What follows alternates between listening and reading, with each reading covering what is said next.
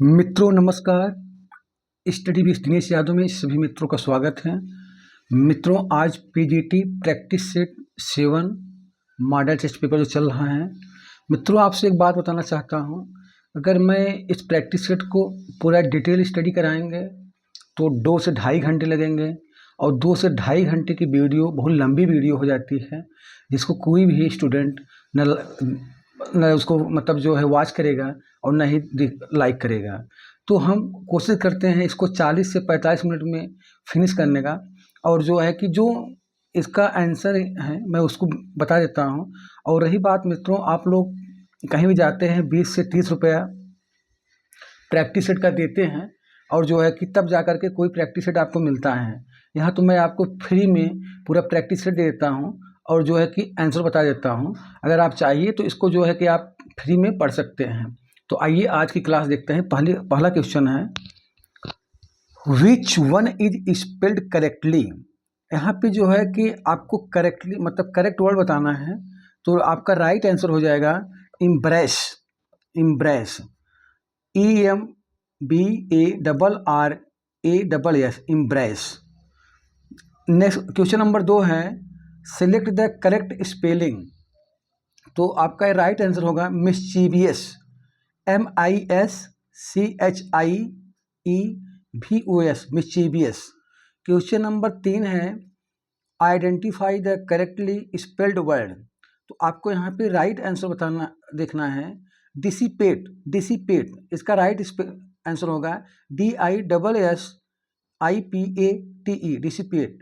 Choose the correct spelling. Right answer होगा मित्रों conscious. Conscious, CONSICIOUS, CONSCIOUS, conscious, conscious. Question number 5 है, which of the following is spelled correctly.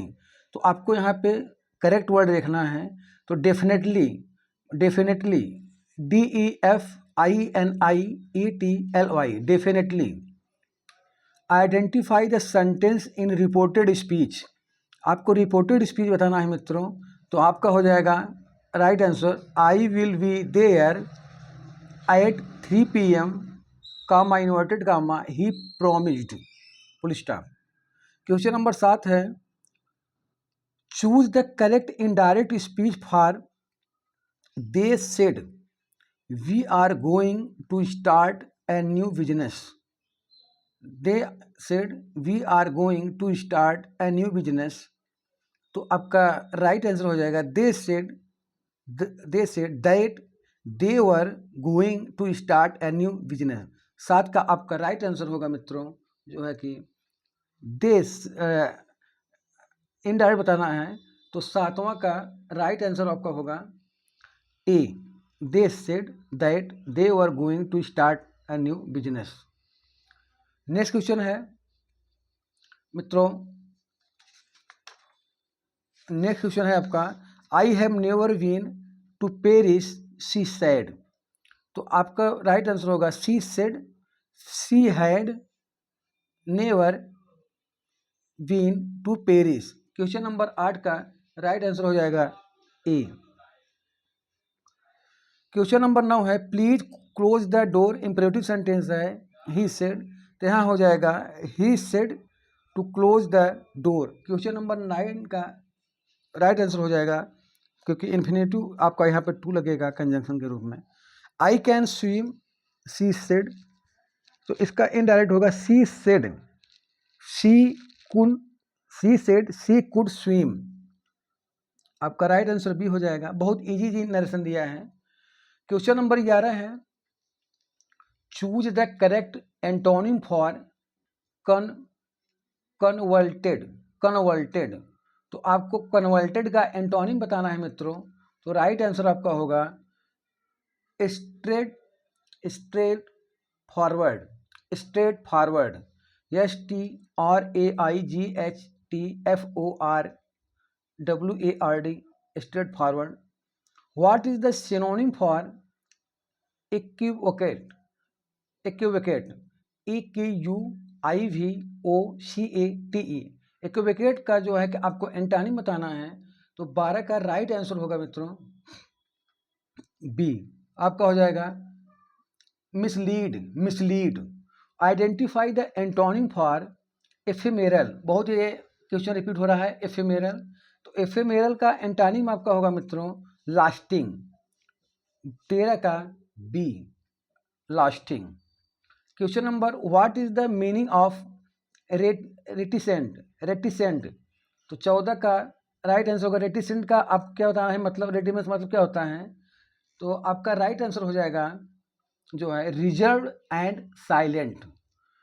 Question number 15 है, what is the term for the study of ancient artefacts and structures. Question number 15 आपका right answer होगा मित्रों जो है archaeology. What is the term for a person who believes in the existence of only one God? जो मतलब एक भगवान पे विश्वास करता है, उसे क्या कहते हैं, उसे कहते हैं ये क्या है जो है कि आपका जो है कि 16 का राइट आंसर हो जाएगा फिर आपका मोनोथिस्ट, इसको बोलते हैं मोनोथिस्ट। एक भगवान की जो पूजा करते हैं, एकश्वरवाद जिसको कहते हैं, monotheist. What is the term for the excessive fear of spiders? What is the term for the excessive fear of spiders? तो 17 का राइट आंसर होगा ए, एरो अराकोनोफेबिया। आपका राइट आंसर होगा अराकोनोफेबिया। What is the term for a person who is unable to sleep? तो 18 का right answer होगा मित्रों, 18 का राइट आंसर होगा आपका जो है इंसोमिनिक आपका होगा इंसोमिनिक, राइट आंसर होगा। What is the term for the study of the nature of knowledge. Study of the nature मतलब टर्म है नॉलेज, इसका मतलब होता है आपका जो है कि एपिस्टोलॉजी।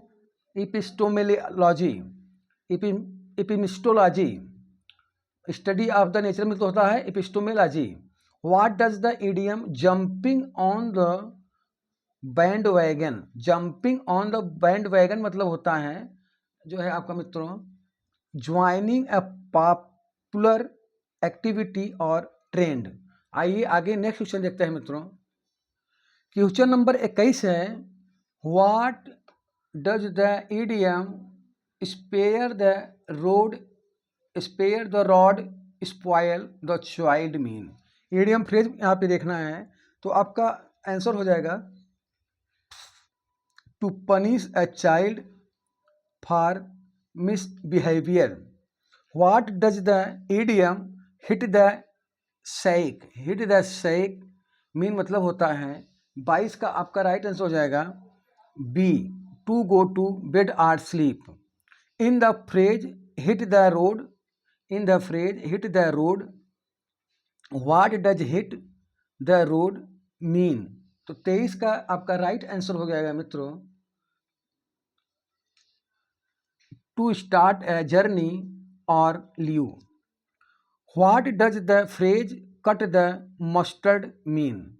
Cut the mustard mean idiom phrase है, तो आपका इसका मतलब होता है to meet the required standards और expectations. In the expression hit the jackpot, what does hit the jackpot means. तो 25 का राइट आंसर हो जाएगा मित्रों B, to win a large prize और एक्सपीरियंस ग्रेट सक्सेस।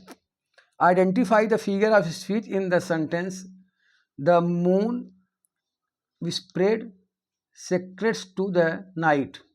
तो 26 का राइट आंसर हो जाएगा मित्रों आपका पर्सानिफिकेशन जो अलंकार होता है वो विरोधाभास की बात करता है, और जो सिमिली होता है वो तुलना करता है। हाइपरबोल बढ़ा चढ़ा के, मेटाफर मतलब किसी चीज़ को मान लिया जाए, जैसे मैं मान लिया कि यह जो है पत्थर क्या है शंकर भगवान हैं, मैं मान लिया जो है कि ये प्रयागराज जो है क्या है, लंदन है। What figure of speech is used in the expression it is a dark and stormy night. Is a dark and stormy night मतलब यह अंधेरी और तूफानी रात है। तो आपका अलंकार कहाँ क्या होगा, मेटाफर होगा। 27 का राइट आंसर होगा मित्रों बी। मतलब ये मान लिया गया है कि उसे कुछ लोग मान लेते हैं कि भाई रात कैसी है, अंधेरी और तूफानी रात है। In the phrase the trees bowed in the wind which figures of speech is employed. तो यहाँ पे देख सकते हैं the trees bowed in the wind which figure of speech is employed. तो आपका राइट आंसर हो जाएगा मित्रों 28 का राइट आंसर होगा जो है personification। identify the figure of speech is the sentence the river sang as something loudly। नदी क्या करती है, गीत गाती है, soothing as loudly मतलब जोर जोर। तो ये यहाँ पे क्या क्या बात कौन सा अलंकार होगा, यहाँ पे अलंकार होगा 29 का आपका जो है personification। क्वेश्चन नंबर 30 है what figure of speech is used in the expression her eyes were oceans sorrow। तो आपका राइट आंसर हो जाएगा मित्रों 30 का जो है metaphor. when did Shakespeare plays started appearing on the London stage। तो आपका राइट आंसर होगा 1589। 31 का आपका जो है कि सॉरी बी होगा, ये 88 से का करियर स्टार्ट होता है। Who criticised Shakespeare in 1592 accusing him of reaching above his rank as playwright। तो 32 का आपका राइट आंसर होगा मित्रों Robert Greene. Robert Greene. what was the name of the theatres built by partnership of members of Shakespeare company इन 1599। तो 33 का right answer होगा मित्रों जो है सी ग्लोब। मतलब शेक्सपियर जो है कि शेयर होल्डर हो गए थे और जब 1599 में उन्होंने इस थिएटर को खरीदा तो पहला प्ले कौन चला था, जूलियस सीजर चला था। और थिएटर में जब प्ले चल रहा था तो आग लगी थी, कौन प्ले चल रहा था जो है कि हेनरी आपका 8। और 1593 में थिएटर बंद हुआ था, उसमें ब्लैक डेथ मतलब लंदन में आया था। In which year did Shakespeare's और कभी कभी पूछता है शेक्सपियर थिएटर की स्थापना कब हुई थी, 1576 में हुआ था बर्बज कंपनी के नाम से। In which year did Shakespeare company Shakespeare company the Lord Chamberlain's Men receive a royal patent and become the King's Men. तो आपका राइट आंसर हो जाएगा मित्रों 34 का B 1603। Which of Shakespeare's properties state for did he purchase in 1597 indication his growing wealth. तो आपका 35 का right answer होगा Mary Arden house. Mary Arden house. When did Shakespeare's name begin in appear on the title pages of his published plays as a selling point। तो जो है कि published कब हुआ था, जो पॉइंट हुआ था। तो आपका राइट आंसर होगा मित्रों 36 का 1598। Which theatre did the partnership take over in 1608 in addition to the Globe Theatre. तो आपका जो है कि राइट आंसर हो जाएगा ब्लैक फ्रायर्स थिएटर। 37 का राइट आंसर मित्रों होगा ए ब्लैक फायर थिएटर। ये भी शेक्सपियर का थिएटर था। In which play did Shakespeare's name no appear in the 1605 cast list possibility indicating the end of his acting career. तो 38 का राइट आंसर होगा मित्रों वाल्पोन। ये वाल्पोन किसका वर्क है? बेन जॉनसन का वाल्पोल वर्क है। क्वेश्चन नंबर 39 है, who is the father of Rosalind in the play as you like it? तो राइट आंसर होगा ड्यूक सीनियर। 39 का मित्रों राइट आंसर हो जाएगा आपका A, Duke Senior. Next question है, क्वेश्चन नंबर 40 है, in which house did William and Dorothy Wordsworth live for 2 years from 1795 engaging in daily walks in the surrounding area? तो आपका right answer है मित्रों question number 40 का rest down house. What is the famous definition of poetry given by Wordsworth in the preface to lyrical ballads? तो 41 का आपका right answer है मित्रों the spontaneous overflow of powerful feelings, it takes it origin from emotion recollected in tranquillity. यह William Wordsworth के poem की line है। In what year did William Wordsworth complete the first version of the Prelude? तो right answer होगा 1805 में, 14 भागों में उन्होंने पब्लिश कराया था, और लास्ट कब आया था? 1850 में। What significant event in 1805 may have influenced Wordsworth's decisions about publishing the Prelude and the Recluse? तो क्वेश्चन नंबर 43 आपका है, इसका आंसर होगा the death of the brother John. Question number 44 है, who was the mysterious traveler William Wordsworth met in revolutionary Paris in 1792, who philosophical ideas may have influenced him? तो 44 का आपका right answer होगा मित्रों जो है जॉन वॉकिंग स्टेवर्ट। 45 है, इन 1814 which work did William Wordsworth published as the second part of the 3-part work The Recluse? तो right answer आपका होगा द एक्सकर्जन का पार्ट था। What major life event caused the estrangement between Wordsworth and Coleridge in 1810? तो आपका right answer question number 46 का है जो है Coleridge opium addictions. Which work by Keats is often considered a meditation on the nature of artistic creation and the role of the poet? तो right answer आपका है मित्रों 47 का जो है टू ऑटम। यह जो है जॉन कीट्स की पोएम है। What is the setting of Keats poem the eve of saint Agnes? तो ये कहाँ पे सेटिंग थी? तो आपका राइट आंसर है मित्रों जो है ए मेडिवल कॉसल, एक मध्यकालीन जो था गुफा थी वहीं से थी, पौराणिक पोएम थी। Which of Keats poems express the idea that beauty and truth and eternal and their pursuit is a noble endeavor? तो 49 का आपका राइट आंसर होगा मित्रों B Ode on Grecian Urn. What is the predominant theme of Keats' poem Bright Star? What is the predominant theme of Keats' poem Bright Star? तो 50 का right answer होगा be the preeminence of love।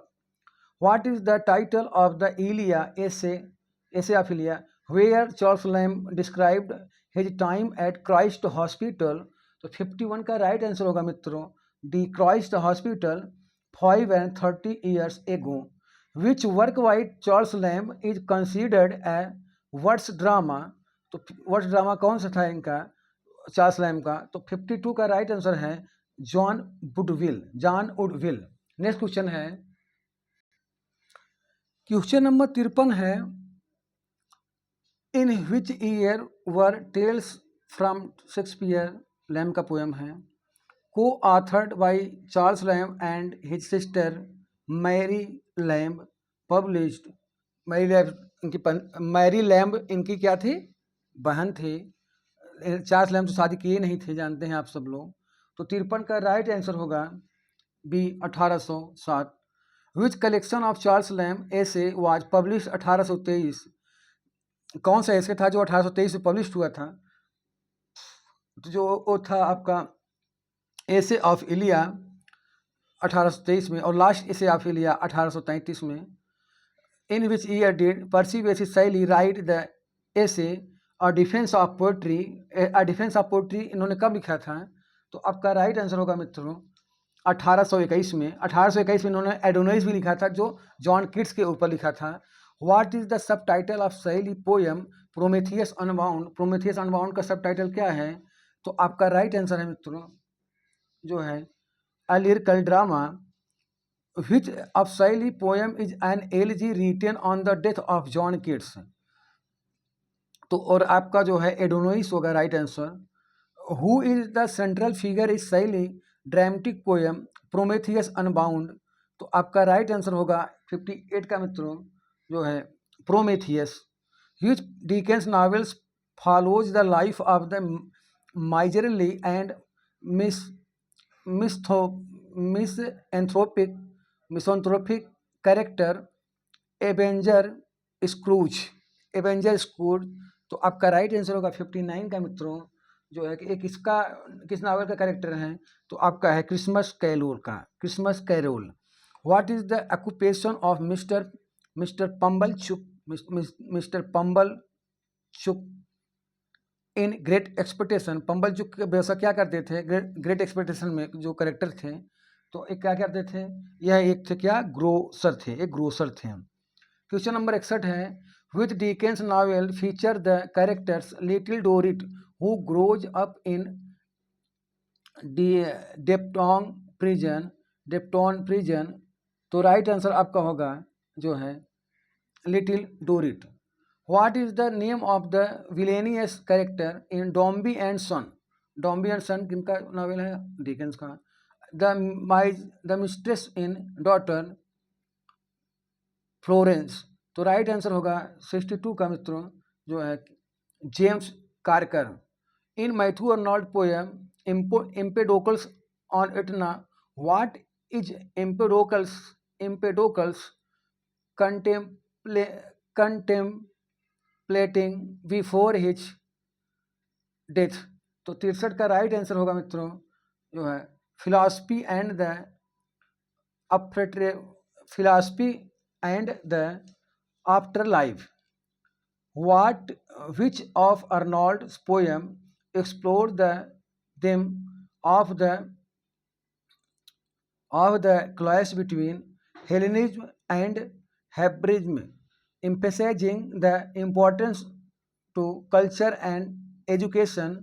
तो right answer होगा 64 का मित्रों C, culture and anarchy. In the Forsaken Merman, what happens the merman's wife after the leaves he underwater home to live on hand? तो आपका right answer होगा मित्रों she gets about the merman. What is the central theme of Matthew Arnold poem The Forsaken Merman? इसमें जानते हैं एक मछली की कहानी है और जो है कि और एक मरमैन थी जो सब तालाब में रहती थी, और एक महिला जाती है और जो है कि वहाँ पे जाती है, उसे प्यार हो जाता है, उस तालाब में चली, उसके बाद बच्चे पैदा होते हैं, फिर भाग जाती है। कहानी बहुत लंबी है लेकिन अब यहाँ नहीं बता पाएंगे। क्वेश्चन नंबर 66 है आपका right answer, the consequence of abandoning one's roots. What is the subtitle of Tennyson's long poet the princess? The princess इनकी लॉन्ग जो पोएम थी। तो आपका 67 का राइट आंसर होगा B a medley, a medley. Question number 68 है, question number 68 है आपका, which poem by Tennyson is known for its portrayal of the heroic and tragic events of the Crimean वार आप नाम सुने होंगे, रसिया में हुआ था।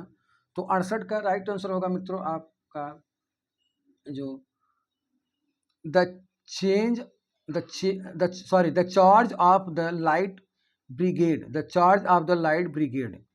इन द क्वेश्चन नंबर 69 है, in the lady of Shalott what does the lady see in her mirror that leads to a curse upon her.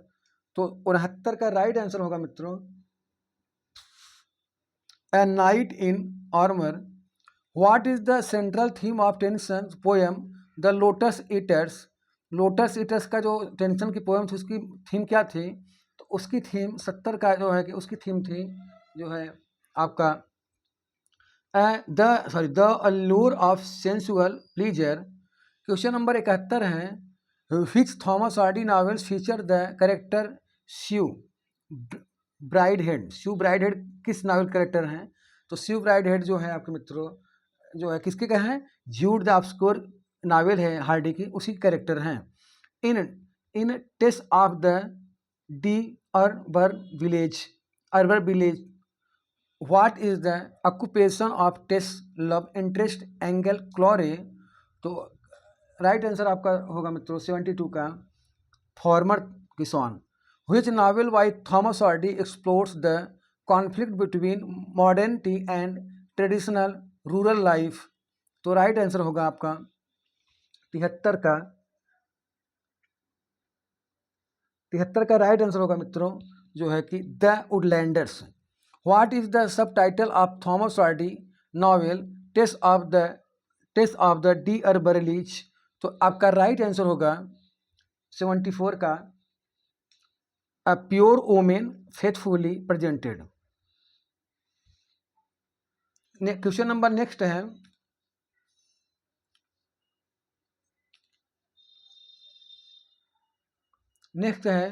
In the love song of J Alfred Prufrock what symbol is the measure of time for प्रूफार्क।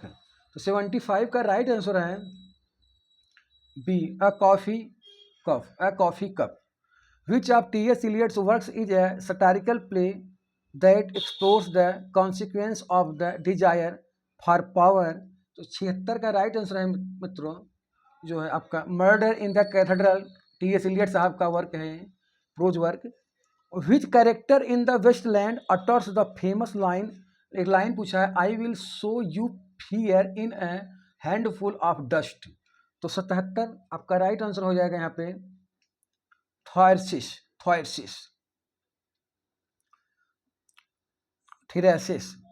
What is the significance of the title the hollow man in T S. Eliot's poem. Hollow man की poem थी the hollow man T S. Eliot की।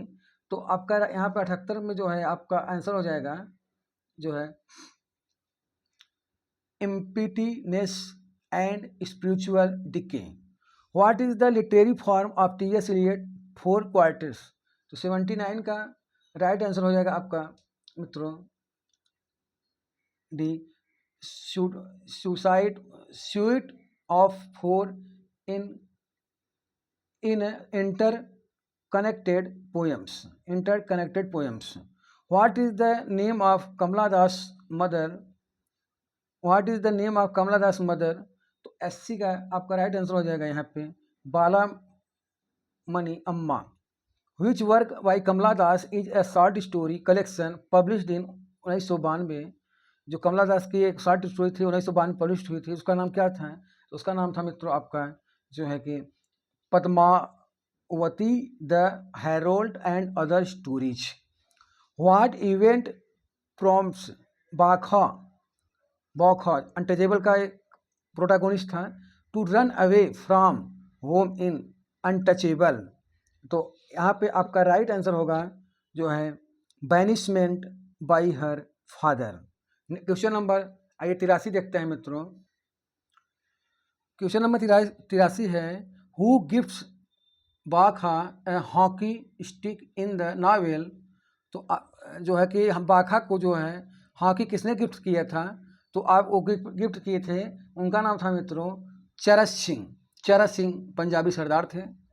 What is the name of the British man who tries to help Bakha, मतलब जो British नागरिक था बाखा की मदद करना चाहता, कैसे करना चाहता, उसका नाम क्या था? तो वो कौन था? Colonel Hutchinson. 84 का मतलब राइट आंसर होगा मित्रों C, colonel Hutchinson. in which year did Nazim Iqbal publish the book The Unfinished Man कब पब्लिश हुए थे? तो आपका यहाँ पे जो है कि राइट आंसर हो जाएगा मित्रों 1960 में। Which of the following work is a collection of translation of the Marathi poet Indira Sant. Indira Sant, तो आपका 86 का राइट आंसर है मित्रों जो है आपका snakeskin and other poems. Snakeskin and other poems.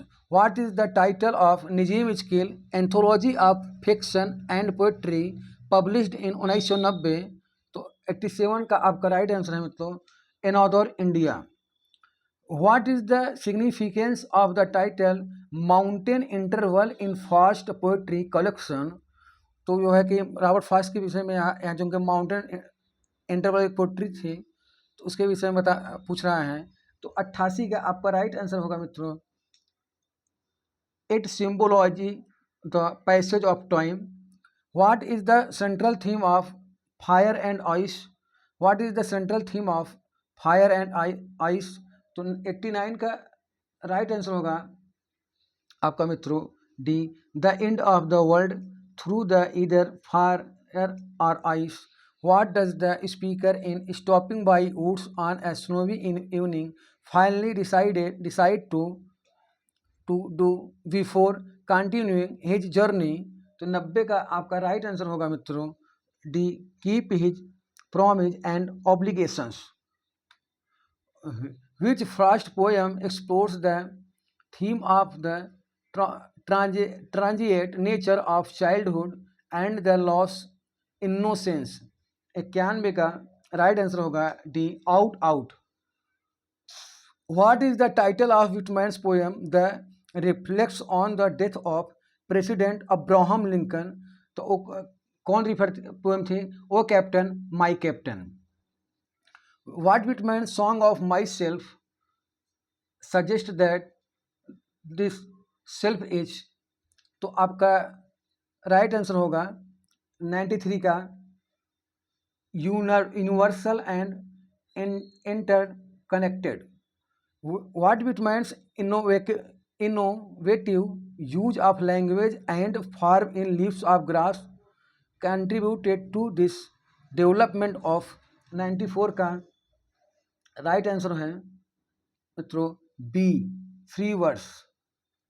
Whitman's poetry often celebrates the diversity and unity of 94 में आप पूछा है तो आपका यहाँ पे है मित्रों American society. What is the title of Hemingway novel the explores the leaves of expatriates in Paris and is considered to के वर्क ऑफ मॉडर्निज्म लिटरेचर? तो 96 का राइट आंसर आपका मित्रों होगा जो है the sun also rises. The sun also rises. The sun also rises. Hemingway novel for whom the well tolls is set during which conflict? तो 97 यहाँ पे आपका राइट आंसर होगा मित्रों the Spanish Civil War. What is the title of Hemingway novel that explores the relationship between and American soldier and an English nurse during World War First? तो 98 में आपका हो जाएगा A Farewell to Arms। Question number 99 है 99 Hemingway novel to have and have not explores the life of a? तो आपका 99 में पूछ रहा है तो राइट आंसर होगा fisherman. What is the title of Faulkner's novel that explores the character, flame, synopsis, and the impact of industrialization in the South? Question number 100 का right answer होगा मित्रों The Mansion. Which Faulkner novel is narrated by an omniscient third-person narrator and tells the story of a black man falsely accused of raping a white woman? तो आपका right answer होगा एप्सलम 101 का right answer होगा मित्रों, जो sorry light in अगस्त होगा D. In light in August what is the name of the pregnant women seeking refuse from her post? तो यहाँ पे जो प्रेग्नेंट थी उस महिला क्या नाम था? तो 102 का आपका राइट आंसर होगा मित्रों, जो है Lena Grove. Which Faulkner short story collection is a parody of the detective novel genre and features the character detective Gavin Stevens? तो 103 का मित्रों आपका राइट आंसर हो जाएगा Knight's Gambit. Which of Hemingway works is based directly on his Italian war experience? 104 का right answer है मित्रों A Farewell to Arms। Who wrote Chapman's Homer? तो 105 का राइट आंसर है मित्रों Keats. The term negative capability was given by, किसने दिया था? तो नेगेटिव कैपेबिलिटी किसने दिया था? जॉन कीट्स ने term. Who said what is the imagination seize as beauty must be truth? तो 107 का राइट आंसर है मित्रों Keats, John Keats.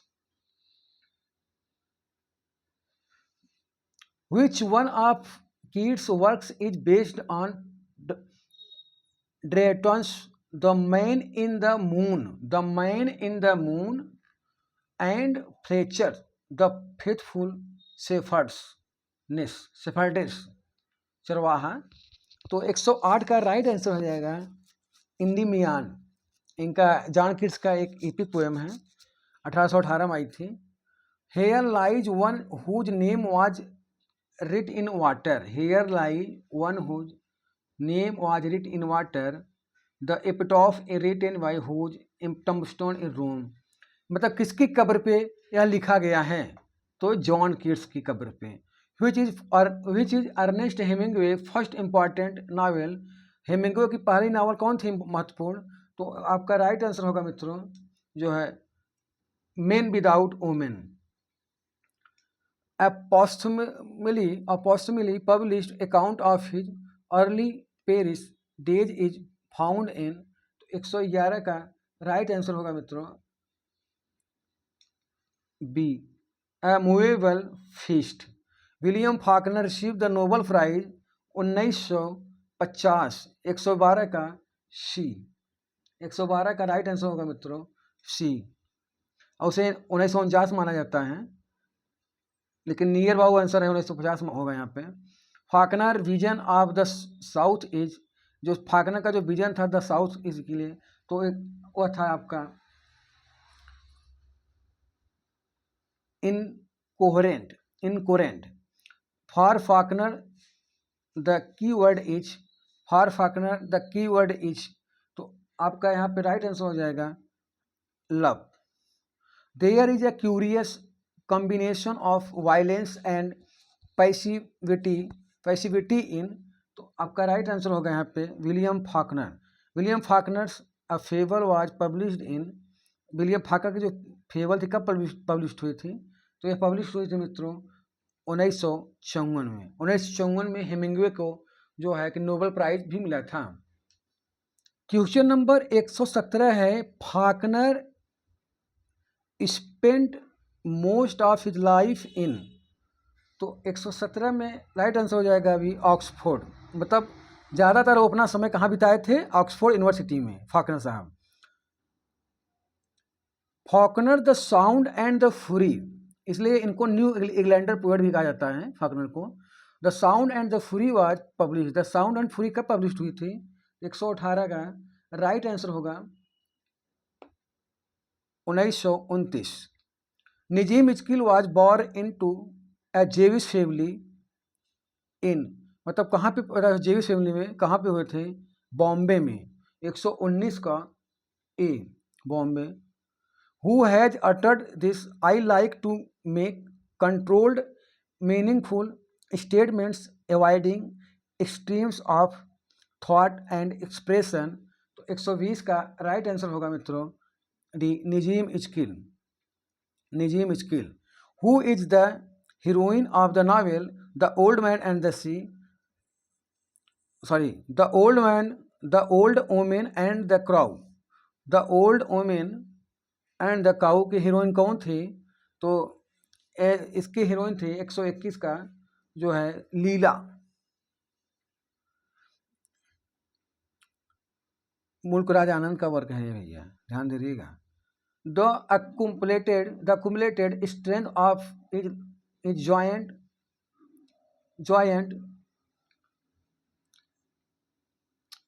joint boast glistened in him with the desire for revenge, while horror rage indignation swept over his frame. Here Anand is talking about which character? तो 122 का right answer होगा मित्रों बाखा। Which novel of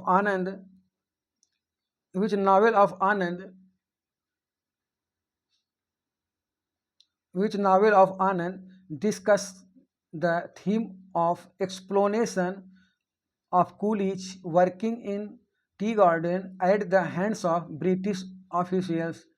तो आपका 123 का right answer होगा जो है two leaves and a bud. Lalu is the central character in the novel. Lalu किस नावल का जो है मुख्य कैरेक्टर था? तो मुख्य कैरेक्टर किसका था? तो जो है वो था द विलेज का। Which is the earliest book of Mulk Raj Anand, मतलब मुल्कराज आनंद की मतलब जो प्रारंभिक किताबें कौन कौन सी थी? तो 125 का आपका राइट आंसर होगा सी पर्शियन पेंटिंग्स। तो मित्रों आज की क्लास यहीं तक। आज मैंने इंग्लिश मॉडल टेस्ट सीरीज की श्रृंखला में 7वां टेस्ट पेपर कराया। अब नेक्स्ट क्लास में 8वां टेस्ट पेपर कराएंगे। मित्रों मैं आपसे एक अनुरोध करना चाहता हूं, अगर मेरे पढ़ाने में कोई आपको प्रॉब्लम होती है तो आप कमेंट बॉक्स में ज़रूर लिखें, और अगर आप लोग और लंबी वीडियो अगर देखना चाहते हैं तो हम एक्सप्लेन करें तो उसमें 1.5 से 2 घंटे लग सकते हैं, उसको भी आप बताइएगा। मैं आपके सुझाव और आपके जो भी मार्गदर्शन रहेगा मैं उससे ज़रूर स्वीकार करूंगा। जो भी सुझाव रहे आप मुझे कमेंट बॉक्स में ज़रूर लिखिएगा। तब तक के लिए बहुत बहुत धन्यवाद।